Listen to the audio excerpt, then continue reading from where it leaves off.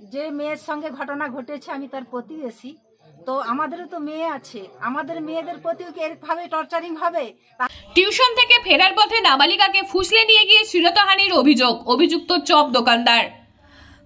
দাসপুর থানা জয়কৃষ্ণপুর বাজার এলাকা দিয়ে টিউশন থেকে বাড়ি ফেরার পথে এক নাবালিকা ছাত্রীকে ফুসলিয়ে নিয়ে গিয়ে শ্লীলতাহানির অভিযোগ উঠল স্থানীয় ওই বাজারের এক চপ দোকানদার বছর 40-এর পলাশ ঘোষের বিরুদ্ধে।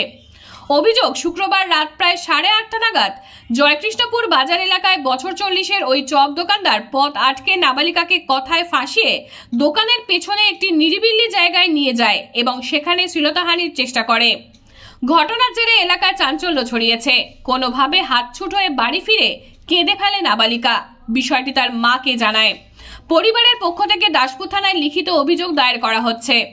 নাবালিকার মা জানান, শুধু আজ নয়, এর আগেও এই পলাশ ঘোষ তার মেয়ের সাথে খারাপ আচরণ করেন এবং ব্যাড টাচ করে। আজ মেয়ের সব বলেছে। এই দোকানদার পলাশের দোকানে পার করিয়ে দিয়ে যায় মেয়ের পাঠশালার শিক্ষিকা। আজ তবুও এই কাণ্ড ঘটল। এই ঘটনা জানাজানি হতে ওই জয়কৃষ্ণপুর বাজারের কয়েকশো লোক জড়ো হয় এবং পলাশের বিরুদ্ধে ক্ষোভ উগরে দেয়। স্থানীয়দের দাবি, বাজার এলাকায় নিয়মিত স্কুল কলেজের পড়ুয়াদের যাতায়াত থাকে, তাই এই ধরনের ঘটনার পুনরাবৃত্তি রুখতে প্রশাসনের নজরদারি প্রয়োজন।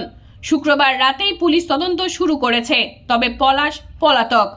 নাবালিকার বাবা কর্মসূত্রে ভিন রাজ্যে। তিনি স্পষ্ট জানিয়েছেন, মেয়ের সাথে যে এমন আচরণ করেছে তাকে উপযুক্ত সাজা দিতে প্রয়োজনে তিনি উচ্চ আদালতেও যাবেন। ইন্দ্রজিৎ মিশ্রের রিপোর্ট, সংবাদ পাঠে আমি সৌমিনাক দত্ত, স্থানীয় সংবাদ। আমার মেয়ে আজকে টিউশনি গিয়েছিল, প্রত্যেকটা দিনই যাই। সামনে একটা চপ দোকান আছে, সেখানে প্রত্যেক দিনই বলে তোরা এই গলি দিয়ে যাবি, তোরা এইদিকে কেন যাসনি। সে চপ দোকানে থাকে, তাকে দাদা বলে, আমার মেয়ে তাকে দাদা বলে সম্মান করে। প্রত্যেকটা দিন তাকে ডাকবে, প্রত্যেকটা দিন তাকে ডাকে। মেয়ে এসে আমাকে বলে, মা জানো দাদা আমাকে ডাকে। আমি বলি কেন? না জানিনি কেন আমাকে ডাকে। আমি বলি তুই যাবি নি, দাদা ডাকলেও তুই গলি দিয়ে কোনোদিন রাস্তা দিয়ে আসবি নি, তুই তোর বাজার দিয়েই আসবি। আজকে ঘটনাটা কি ঘটেছে?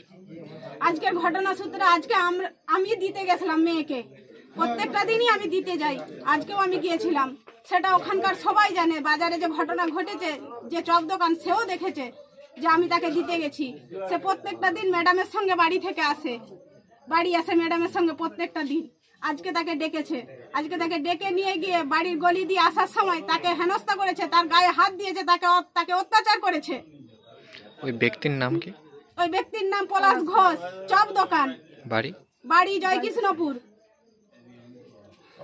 কি করবো মেয়ে, সবাই তো জানে, মেয়ে তো বাচ্চা, মেয়ে 10 বছরের মেয়ে। মেয়ে কি পড়াশোনা করবে নি? এইভাবে কি মেয়ে থাকবে? ভাই আছে, ছোট বাচ্চা, 5.5 বছরের বাচ্চা, সেও দেখেছে। সেও এসে বলছে, মা জানো দিদিকে ডাকছিল, দিদির গায়ে হাত দিয়েছে।